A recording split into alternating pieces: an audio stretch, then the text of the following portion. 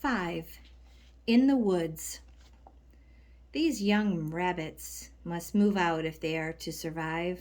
In a wild and free state, they stray sometimes for miles, wandering until they find a suitable environment. R. M. Lockley, The Private Life of the Rabbit. It was getting on toward moonset when they left the fields and entered the wood. Straggling, catching up with one another, keeping more or less together, they had wandered over half a mile down the fields, always following the course of the brook. Although Hazel guessed that they must now have gone further from the warren than any rabbit he had ever talked to, he was not sure whether they were yet safely away, and it was while he was wondering, not for the first time, whether he could hear sounds of pursuit that he first noticed the dark masses of the trees and the brook disappearing among them. Rabbits avoid close woodland, where the ground is shady, damp, and grassless, and they feel menaced by the undergrowth. Hazel did not care for the look of the trees. Still, he thought, Holly would no doubt think twice before following them into a place like that, and to keep beside the brook might well prove safer than wandering about the fields in one direction and another, with the risk of finding themselves in the end back at the warren. He decided to go straight into the woods without consulting Bigwig, and to trust that the rest would follow. If we don't run into any trouble and the brook takes us through the wood, he thought, we really shall be clear of the warren, and then we can look for somewhere to rest for a bit. Most of them still seem to be more or less all right, but Fiver and Pipkin will have had as much as they can stand before long. From the moment he entered it, the wood seemed full of noises. There was a smell of damp leaves and moss, and everywhere the splash of water went whispering about.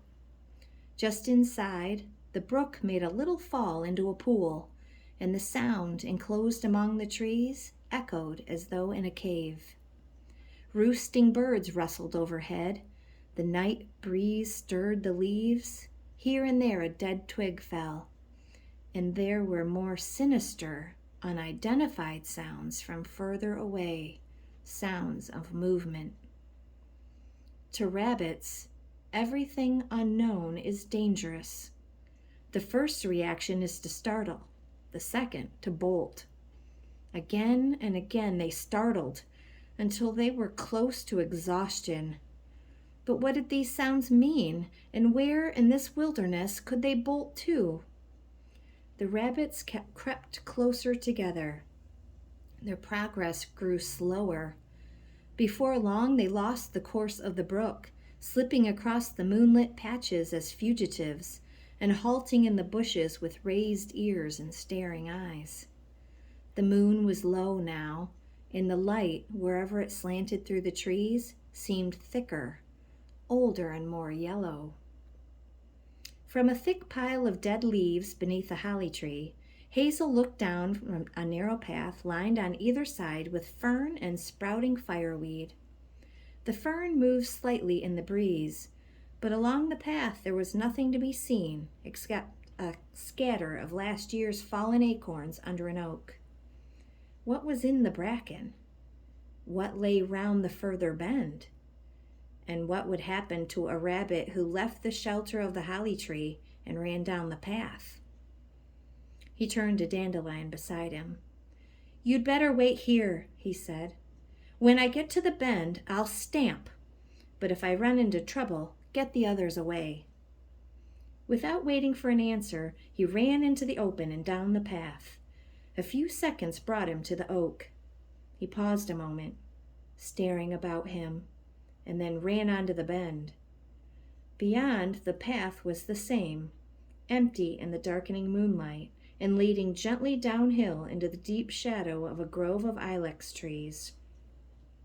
Hazel stamped, and a few moments later Dandelion was beside him in the bracken. Even in the midst of his fear and strain, it occurred to him that Dandelion must be very fast. He had covered the distance in a flash. "Well done," whispered Dandelion.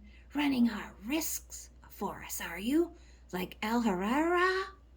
Hazel gave him a quick, friendly glance. It was warm praise and cheered him.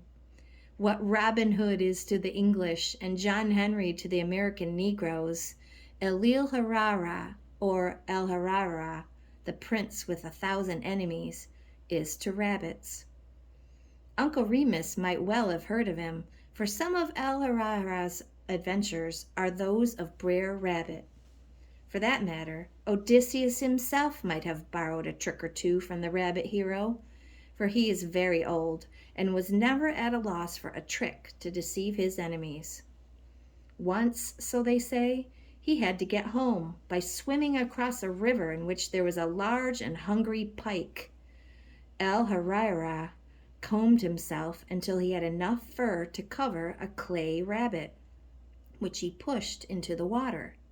The pike rushed at it, bit it, and left it in disgust. After a little, it drifted to the bank, and El Herrera dragged it out and waited a while before pushing it in again. After an hour of this, the pike left it alone, and when it had done so for the 5th time, El Herrera swam across himself and went home. Some rabbits say he controls the weather, because the wind, the damp, and the dew are friends and instruments to rabbits against their enemies.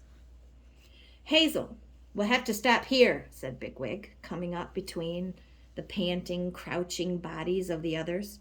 "I know it's not a good place, but Fiver and this other half-size fellow you've got here, they're pretty well all in. They won't be able to go on if we don't rest." The truth was that every one of them was tired. Many rabbits spend all their lives in the same place and never run more than 100 yards at a stretch.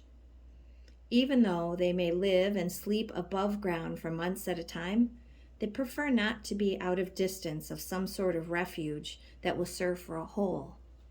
They have 2 natural gaits: the gentle, lolloping forward movement of the warren on a summer evening, and the lightning dash for cover that every human has seen at some time or other. It is difficult to imagine a rabbit plodding steadily on. They're not built for it. It is true that young rabbits are great migrants and capable of journeying for miles, but they do not take to it readily. Hazel and his companions had spent the night doing everything that came unnaturally to them, and this for the first time. They had been moving in a group, or trying to.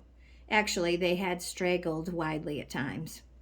They had been trying to maintain a steady pace between hopping and running, and it had come hard.